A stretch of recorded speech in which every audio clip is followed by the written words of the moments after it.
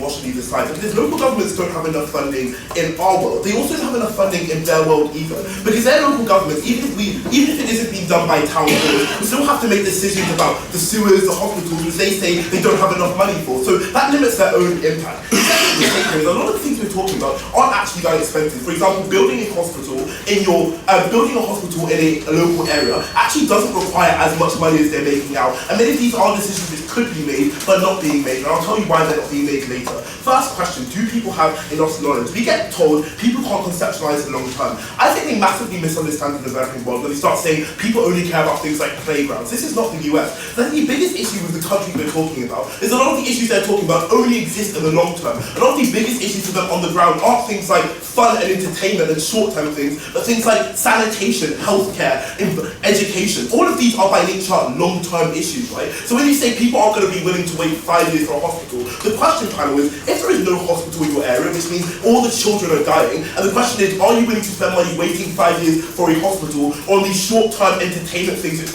opposition say they are? I think that is stupid to suggest they aren't going to do it. I think it's always in their reasons, and given most of their issues are big impact, by nature most of their issues are long-term, I think that means they always think in the long term far more than politicians. They say, okay, no, but they don't have enough knowledge on individual situations. And we'll tell you why their knowledge gets better. But I'm generally unclear why the leaders of local government knowledge is necessarily better than theirs, when they often haven't lived there. They say, for example, people move around a lot. Do you know who moves around less? Comparison panel, the family who often live places generations, or the governors of areas who often are just trying to get into national politics, and often have only lived there a couple of years before they were placed in national politics. Bear in mind, a lot of governors of big states and developed countries weren't even educated in that country. Many of them were educated in different countries. They don't know the area and the way opposition are making out. Just because they've taken an economics degree doesn't mean they understand these situations under the ground. They have to engage with that. Finally, on short-termism, because they said, we are the side of short-termism. No, I think in developing countries get far more short-termism in local government. Why?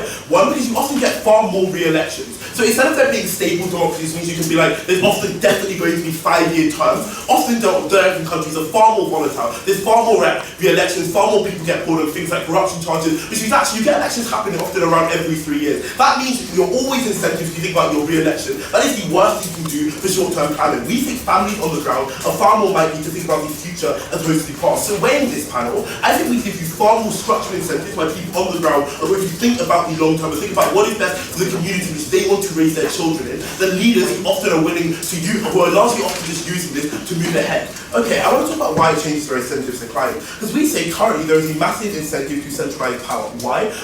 Firstly, because if you're a local government and you're trying to make sure you get re-elected, and you're trying to make sure, you want to make sure there's less melts and ways of holding accountable as possible. That is why it's never in your incentive to provide financial financial education to your citizens. That's why it's never in your incentive to publish budgets, because you want to make sure you have as much power as possible. The way you do that is by keeping the people down. They can't just say, oh, in our world we'll just encourage it, because there are structural reasons why it doesn't happen. Why does this change under our side? One, because when those are the people who you need to get votes on your plans, you have to make sure they're educated. You have to make sure also they're getting the right types of education, right? Because you can't just go, we're going to just be like, go to communities and be like, trust me, this is really good. Because when there are competing messages happening, and generally there is more opposition. I think the reason why there's more opposition is because when it actually has to be done on local people on the ground, that means more parties have the ability to get those votes, right? Because it's not about who has money to win elections, but who can be in a community and really convince people and really make sure people understand. I think it means you get far better engagement in democracy, far more types of people being to rule parties, and it's not being handed in the elite. I think that's really important, because I think the reason when structural changes happen and people are more incentivized, they know far more about politics, which means even if it is true in the current world of opening opposition,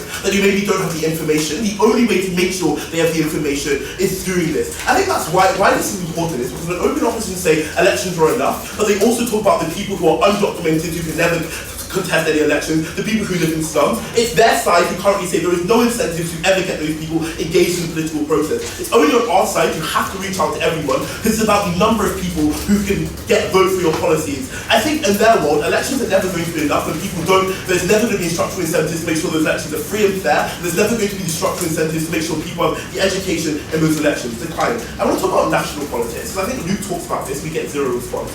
I think one of the biggest issues in developing countries is the significant look at levels of regional ethnic diversity in states, I mean, people don't understand how the national picture relates to their local picture.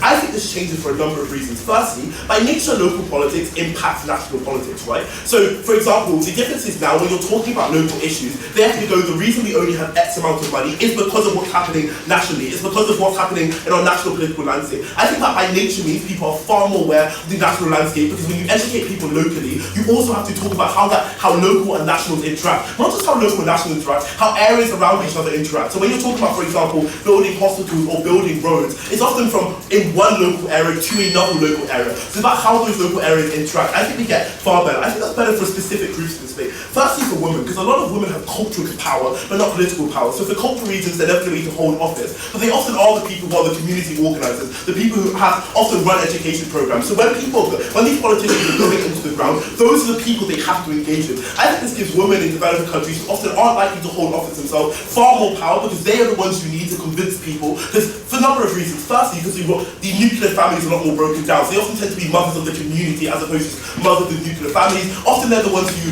own things like education, because those are more feminized, so they're the ones who are seen as that is their job. I think that puts people into politics who would never otherwise be. I think you get far more engagement in politics, far more people getting to access the political system, and far more people having meaningful choice in democracy.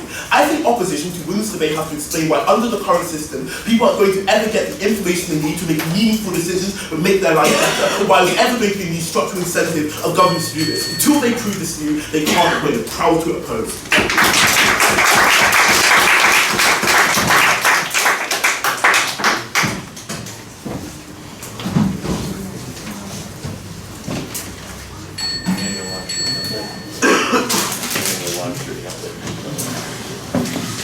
We thank the Deputy Prime Minister, Deputy Leader.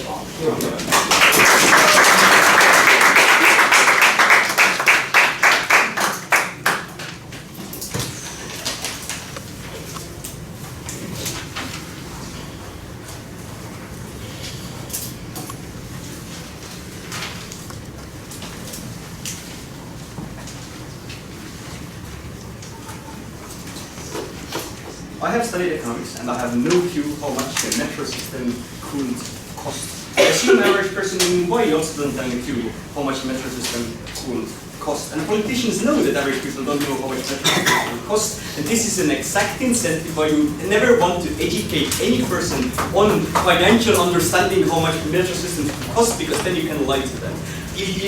All the arguments opening government makes are symmetrical on our their side of the house, because politicians still have incentives to block out these community mothers out of politics because they want their ideas to go through. They don't have any incentive to educate these people, because if they can claim this metro system costs 100 million rupees, but it actually costs 50 million rupees, they can still pocket that half of that money. It's symmetrical in a way, because they never give a reason why these new types of elections are anyhow different from the problems they apply in like average party elections. In this speech, two things. Firstly, how we can make good local politics. And secondly, why people are systematically unable to understand what is called good local politics. Before that, why open government is wrong.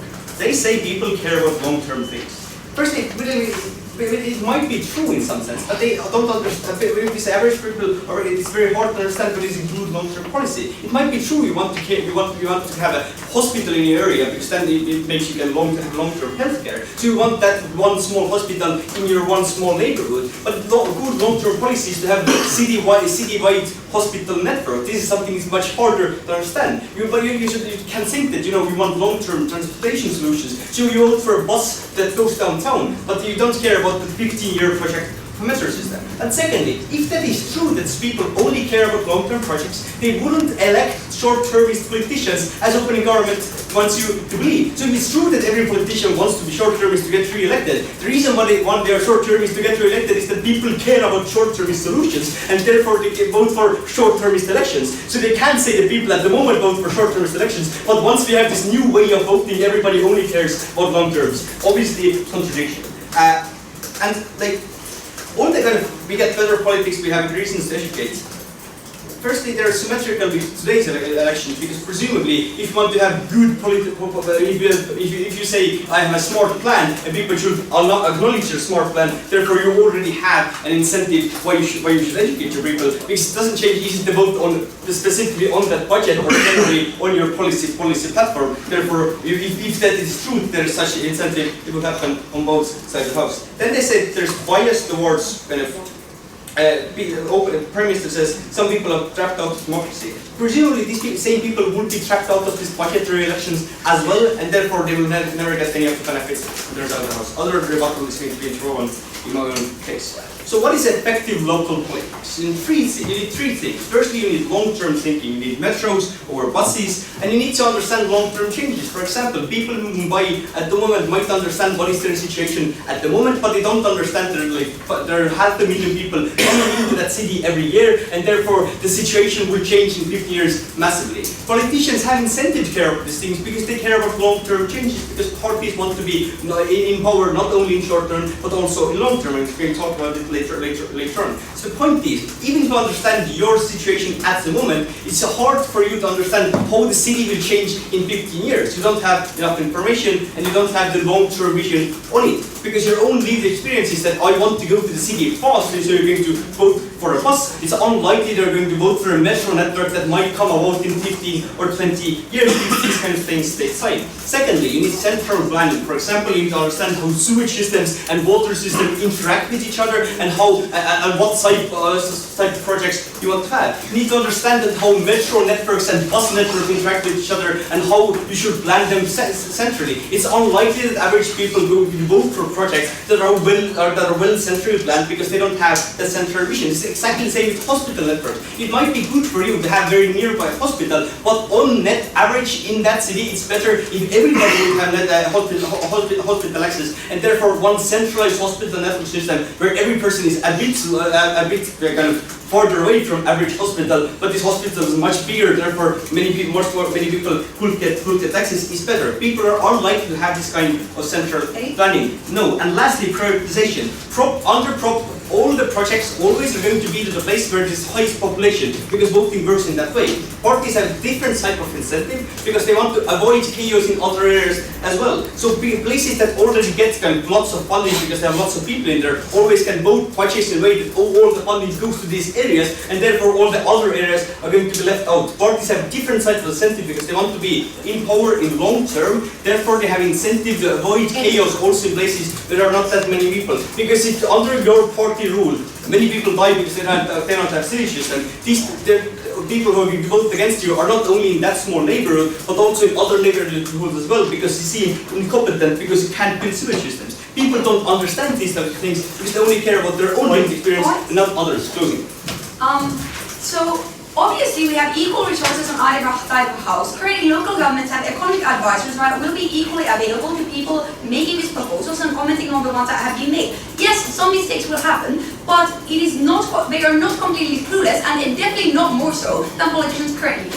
That, opening government seems to think otherwise, because people vote based on their own lived experiences, and they're kind of local, but what I need at the moment experience is often it's unlikely it's going to get advised by McKinsey. So secondly, rationality. I think people are unlikely to make these decisions, because first they always have lack of information, and the biggest thing is most of the actually good things. For example, if you are a politician or financial advisor, have to say that our sewage system might work at the moment, but it's going to collapse in 10 years because of accumulatively 500,000 people coming into the city every year.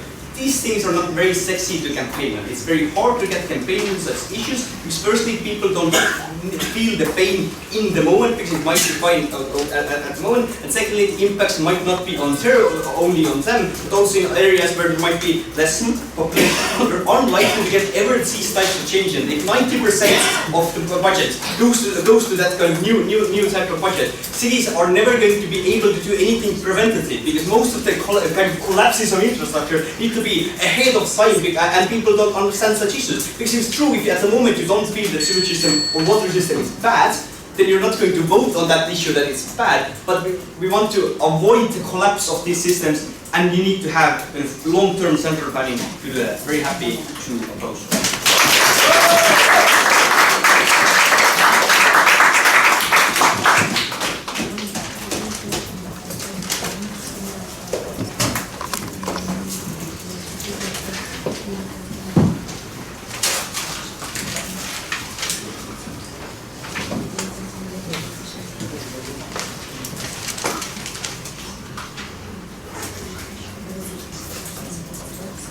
We thank the Deputy Leader of Opposition and are happy to call upon the member of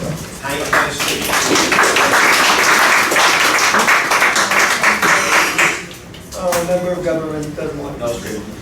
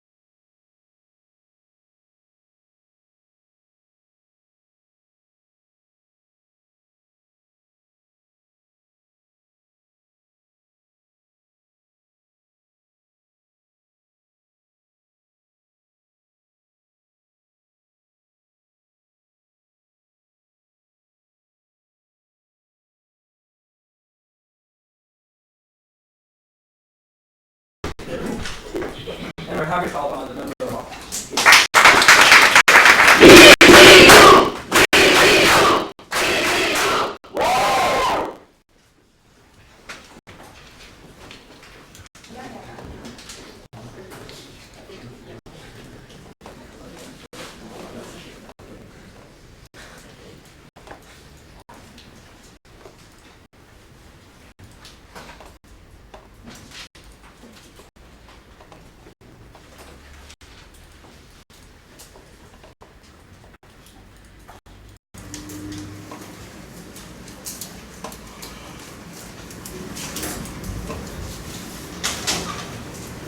Direct voting is probably amazing. We don't see any situation where some group of people might believe that there might be £300 million will arrive to the NHS under a specific policy. We don't see how a specific referendum might be wrong and lead with a bad and terrible campaign filled with lies.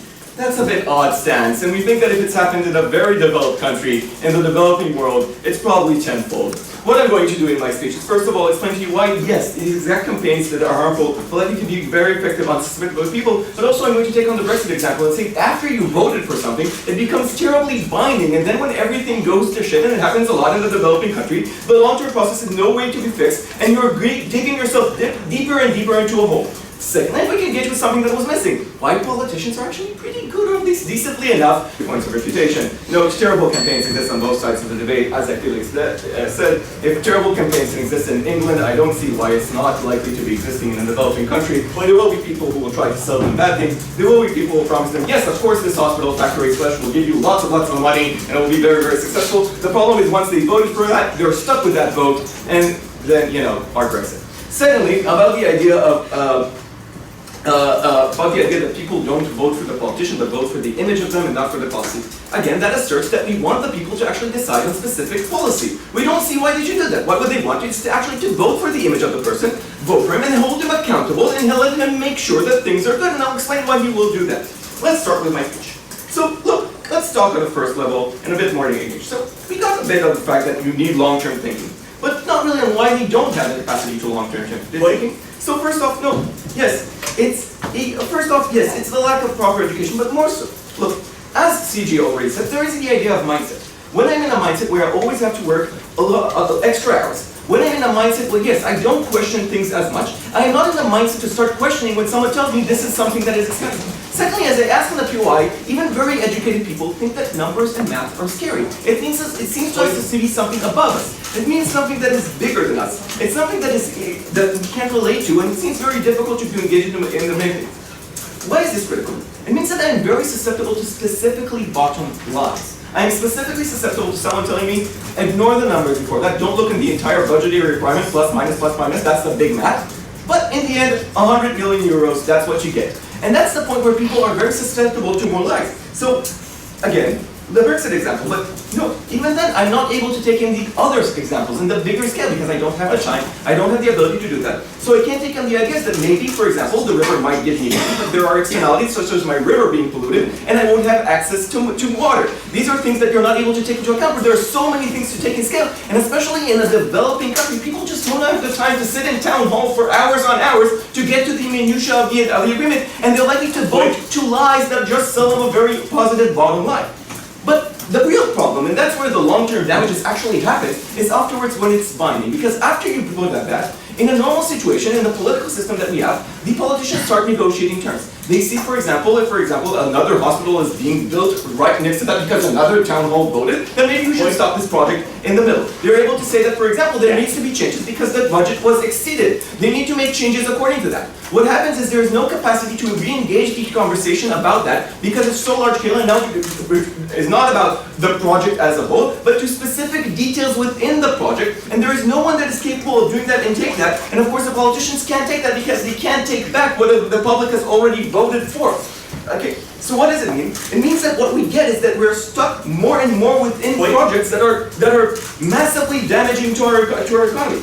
They are digging ourselves hole. And especially when we're talking about situations where we were actively lied to, that means the government is continuing to pay, even when they exceeded the budget that the people previously thought, even when the bottom line was completely wrong, they are continuing to pay. So even if you get OG on their base case, 15 seconds. Even if we get the OG on their best case, they don't win there because eventually what we get is a dysfunctional project that nobody knows how to shut down by still having the public respect, and nobody shuts down even when it's terrible. Again, hard Brexit. So, let's talk about the idea of why the leader in the state is capable of doing those decisions. Before that, POI, you were very... Right now, party leaders only care to business leaders and middle class because they vote more. They're short-termists and they don't care about things like sewers because they are rich. The only way to change that is to change the incentive to appeal to everyone. So, let's talk directly about that. So, note, first off, let's take the clear idea. The politicians are boots on the ground. They face repercussions if the river is polluted. Their family lives there, even if for 5 years. They face repercussions constantly. They face repercussions if there's drugs in those areas. They face repercussions if there's crime for a neighborhood that was not treated well. They face repercussions on themselves constantly. They face repercussions because eventually if they talk about OG about long-term goals and their ability to be politicians eventually outside their country, they need those long-term, they need to be successful within that specific area, and that means that they have long-term goals. But note that they have unique advantages there. First of all, yes, they are more likely within these areas to be educated. They are more likely to have the basic education to start even discussing the maths of things. Secondly, they just have the time. They just have the capacity to spend time that mostly the working class people are not capable within a developing country. They are able to spend more than 3 hours in a town hall meeting to say, well, let me go through all the details of the plan. So, thirdly, they have just significantly more access to experts. It's harder for one expert to tell something to 1 million people than it is to tell it to one person and explain it to him. So, thirdly, and fourthly, just a profession. Even if he's a terrible one, the fact that he's doing it and he has experience with it, he paid the cost for it and he has experience for it, means that he's more likely and there's a bigger chance that he will be successful in making those decisions. That means that, again, because he also has an intent, so we should negotiate with the other side. He has the capacity to put along the plan, not just on the vote before the short term, but all steps of the plan to go to where the construction is happening. Make sure that it's happening according to budget. To make sure that things are going straight. To make sure that if somebody has lied to him and it's apparent from an early stage, he can stop that. And so many bad projects that are happening in the developing world, he has the capacity to stop. The people as a public can't do that. We believe this is important in this condition, and that's why we believe we should make change. Won't reach my minority point. Very proud to.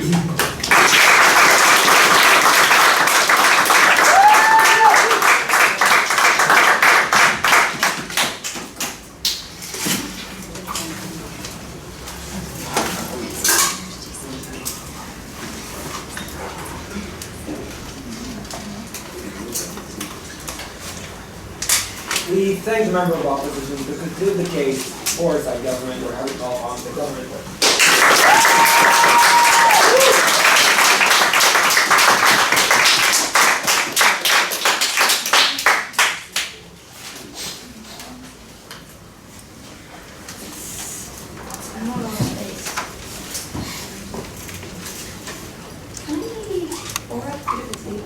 Yeah.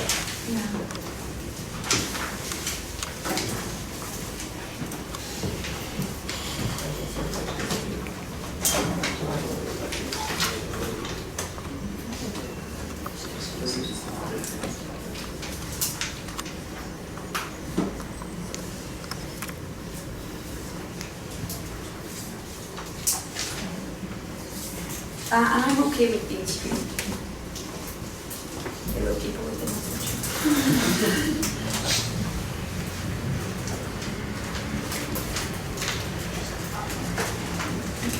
Do you have a small paper? They're wanting that.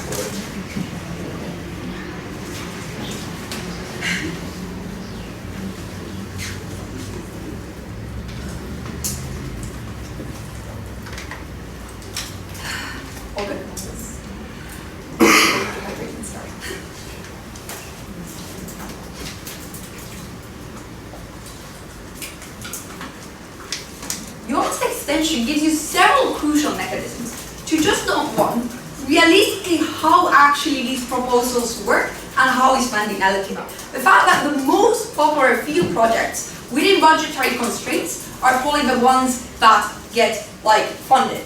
Because, for example, let's say I propose a highway project and it gets 1% of the vote, and it would need much more than 1% of the funding. then there's just no sense to have one person funding to build like 2 centimeters of a highway, right? Like realistically, this is just how this is going to operate in these circumstances. Notice it's huge because it resolves a lot of the opening path, where opening comment says you get big infrastructure, you get solve a big issue because that's what people cares about. And OO says no, a lot of people we vote for very like clientelist proposals that help our community specifically. We've explained why, even if that is true, the big projects still get approved, because if there's a clientelist proposal that gets 1% to vote, it's still not likely to pass, meaning that 1% is freed up for the highway or hospital or whatever people vote for. In this speech, 3 points. One, why we beat CO, why we beat OG, and why we beat OO in our order. Firstly, why we beat CO, also known as rebuttal. Firstly, they say, why, like, people voted for Brexit. Britain is better than developing countries, apparently. Like, why is this like not applied? Why is it not worse in developing countries? Firstly, no responses to Jonas' analysis on how these communities are actually fairly good decision makers. We think far more so than, for example, the UK like public, that we think is far less engaged and far less used to making these kind of community decisions.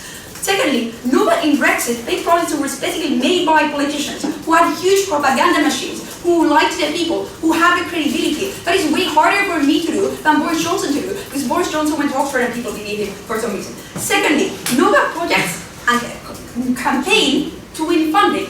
They also campaign against each other. That means that if I know your proposal is ridiculous, I am able to call that out. Also note, as per my PY, these have equal resources, not just in terms of money, but also in terms of things like economic advice. That means that if I know that your project is making big promises for money that either you're inflating money or not saying the cost of amount it actually costs, I'm able to call that out, and people can listen to that, right? Note in proposition, people compare projects. You understand you can compare those in a far more objective and easy way than comparing political images of parties and specific people and identities who are far more complex, far less transparent, and far harder to understand, and not related to specific outcomes of the holder to hold accountable. Also note, even if this is true for the individual voter, they don't have a lot of time to scrutinize, because you have people winning our campaigns and advisors, etc., who are criticizing them for you. It's enough that you know, for example, that has been said is impossible, they can need twice the money, etc. Also note, when the public uses the services, so they have a high incentive to see if these are viable, because if you do not generally get better sewage, then you will be very disappointed and you will have wasted a lot of money, so you care about these issues. Secondly, furthermore, we think basically there is much more accountability also on our side than their side of the house. It's not clear why this isn't worse on their side. Secondly, they say, why do you vote for this? One, notice I'm very unclear why it would be comparatively more so than politicians, and it's actually the exact opposite. Because if I'm a politician, the last thing I want to say is, yeah, the NEOM project was a mistake and we wasted a lot of money and built a ghost city in the middle of a desert, right? That is not something that you want to do. Politicians are much more locked down compared to private individuals and people in the community, etc., who are more able to admit mistakes and more easier to criticize. Secondly, when this happens, it damages the people who propose this and their future credibility. So say you have a construction company that lies, they will lose the ability to get future proposals that they make approved, to the point where they see communities see themselves as traders who lie. Note that specifically these actors, compared to politicians, have much less of a PR machine, don't have national political party that is gearing them up for future national politics and so on. That means and they're less likely to be elite compared to politicians. All that means is your ability to lie about these discourse. Thirdly, we think there's more scrutiny, because when you participate in something, you're excited about it and you care. And when you have ownership of this project, you're more likely to scrutinize it than you are to scrutinize a politician, because you do not own that politician in the same way, and it's less specific, meaning it's harder to scrutinize what that politician does. Let's take over. If it's true that large airports are sexy and make Mexican people feel Western, why wouldn't exactly the same thing happen on your side? Because politicians still propose these things and campaign and make people feel sexy. I'm pretty sure it's obvious from the info slide and from the entire debate that people propose this, communities propose this. However, we think even if politicians proposed it, they would probably look bad if they didn't have at least one proposal on sewage or roads, and that means that people will get to vote on sewage or roads. However, this is incorrect. Secondly, then, why we beat OG? They say there's incentives for politicians to engage people and get votes and information. But the opposition contests, and quite persuasively, especially OO argues, why it's unclear that if people vote for short-termist politicians, they will now vote for long-term policies.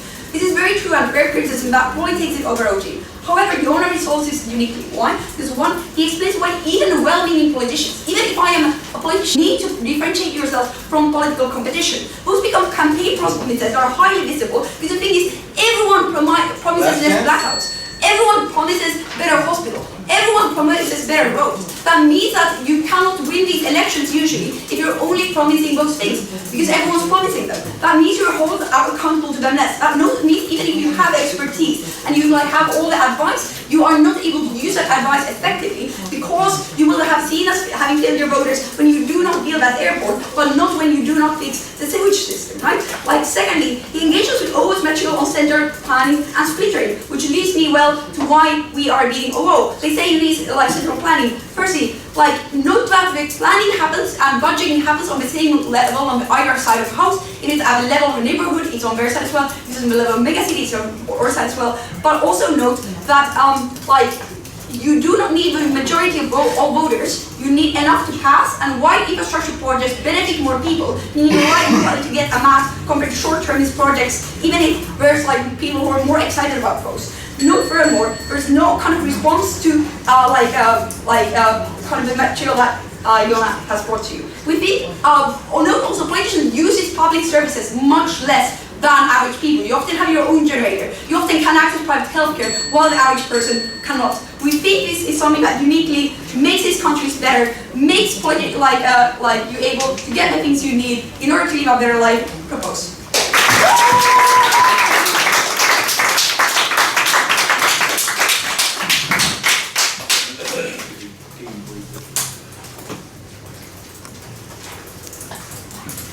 We think the government will or have called upon the opposition would include this entire debate.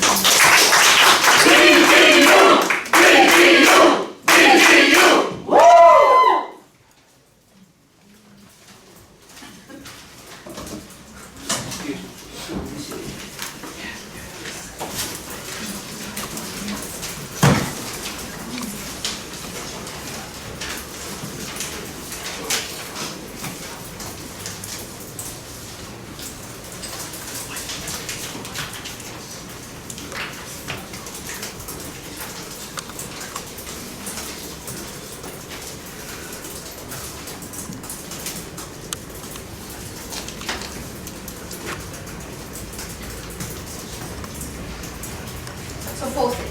A, why we win about open opposition, what we give in this debate is crucial. Secondly, why we win also about the impact of participation in democracy that OG tries to sell you, and then to the clash is very relevant here about where do people make the better decisions. I'm going to divide it into what happens on the politicians level, and we are all doing the analysis needed in this debate, analyzing to you why politicians do a good enough job for them to be able to make a decision, and then secondly, why citizens simply cannot make this type of complicated decisions. Before that, let's do a brief thought. A, about this good rationale of people being able to make decisions, let's put it out of the way. Because during colonization, they made some decisions by themselves. I think it's a weird logic on the fact that it doesn't seem like you made decisions on the large scale that is in this debate, meaning the kind of consequences to the kind of bad decision that you made when you didn't have a lot of control isn't as big as what we talk about in this debate. So it's unclear why is the rationale doesn't enough to this debate. Then secondly, about the thing that, well, we're going to have check and balances about what's happening with the project and things like that.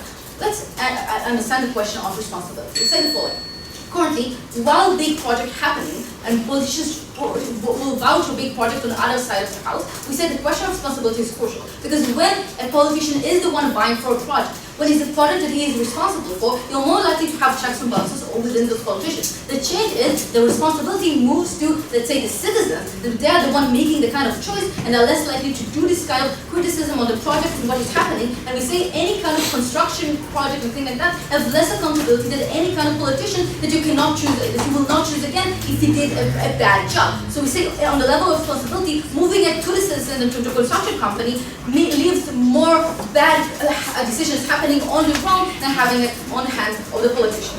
More than that, it seems real that the only rebuttal that we get on a point that we say, well, you can call out if the project is ridiculous, and it's kind of logic that, well, people are able to say if different projects are arising, different corporations are wanting effective, and people can say, well, this project is ridiculous, but on the same level, you cannot say when a politician says something stupid like, let's build a huge airport when you don't have a sewage system, that you cannot say at the same time, well, this is ridiculous. We say when a politician does that, exactly as they explained, he has responsibility, and people are going to say, well, you built an airport, you lost all our money, and we still don't have a sewage system, and they're not going to vote for him again. So let's understand what's happening here on what's happening mostly in the opening half, because we see a big clash on long-termism versus short-termism. Because the opening opposition says, well, people aren't able to think for the long term, and then an opening government says, well, politicians aren't able to think for the long term. So this clash is symmetric in a lot of ways because the rationale they give you is the sense that people aren't able to see the immediate benefits of a project happens for both politicians and individuals. So even if you analyze the short-termism and long-termism, no group is going to win this debate because it just happens on both levels, on the individuals and all the politicians. And something here is crucially missing, understanding what is different in the lives of the politicians, what is different in the amount of time that they have. And it's exactly the kind of analysis that we give you that exactly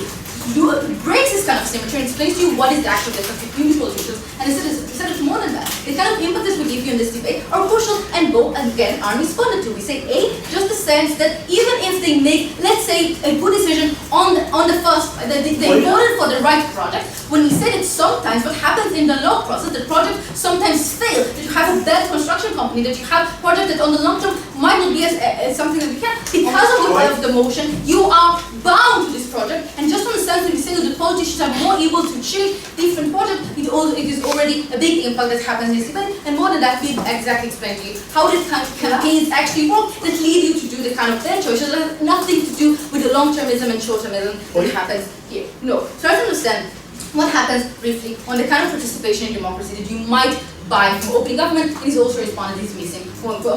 This kind of positive participation in democracy. We say there are a lot of other ways to do so. The fact that you can tell us why you're actually likely to go and vote and increase the kind of participation in democracy, which means that this impact simply doesn't stand. So let's understand what is actually pushed on this debate. And this is the comparison on who makes the better decision. And here already opening government falls quite hard because they start the debate from the point that, well, this is why people will make better decisions, but they never analyze to you why currently we actually have a problem. Why politicians actually make such bad choices and create actual harm. And here they lose the debate. And here also opening opposition loses, but they never tell you why politicians are actually able to do the right choices. And we give you enough rationales on that both are responded from the fact that they simply have more time. Opening of government tells you that they often study abroad and they actually have economic education, meaning that they have the education to make the decision, they have the time, they have the experience, they do care about what happens in the community, and this is enough for us to understand the situation is not bad enough to move the responsibility away from the people, which is already crucial to the debate. So let's understand what's happening with the people. Closing government really provides a lot of rationales for us to understand why people aren't able to distinguish what is a big project and what is not. They tell you themselves, well, you have limited information. They tell you themselves, you have a lot of campaigns. Yes, they analyze it for what happens in a political usual voting system, but the same kind of thing that they talk about bad campaigns happen more often when you actually have to vote for different projects and you have corporations pushing for other things. It's not less transparent. Pushing for a lot of things. When you have so many decisions to make, the ability for you to actually distinguish what is a good project and what is a bad project is very unlikely. Why is that? I'm going to do it in a sec before when people get engaged in national politics, that's what creates the structures for national politicians to have to fund your area because they actually listen to you because you vote. That is the only way you get more funding for your area. That's the only way you help people's lives on the ground, make it far better. Your case only seems this happens one time. Not at all. As I explained, you can extend the kind of participation in politics anyway, and anyway our impacts really stand here very strong. So let's go more than that. We said that people, not just the fact that they think short term, we say opening government assumes to an extent that people, well, they can understand finance, it's basic finance, everyone can do so. We explain to you on 3 levels why they aren't able to do so. Yes, the education level, which is simple enough to understand that complicated math is something that a lot of people don't get in normal education. We said more than that, they just simply don't have the mindset, the time to go through all the kind of project to understand what they actually include, meaning they vote for things that they simply don't understand. More than that, they are actually more susceptible to bottom lines. Again, the kind of campaigns that CG talks about, in numerous campaigns, if you only see the bottom lines and you only see things that you don't understand, you simply need a lot of time. You need to increase the kind of level in order to get there. We said that at the end, you are bound to projects that you simply don't understand. You're bound to things that are likely to be bad because of the way that you are convinced because of the way that you see those projects. At the end, you don't see people making better decisions. You see them bound to worse projects than they could have otherwise, and we think politicians do a good enough job to continue with the status quo. We are very proud to approve.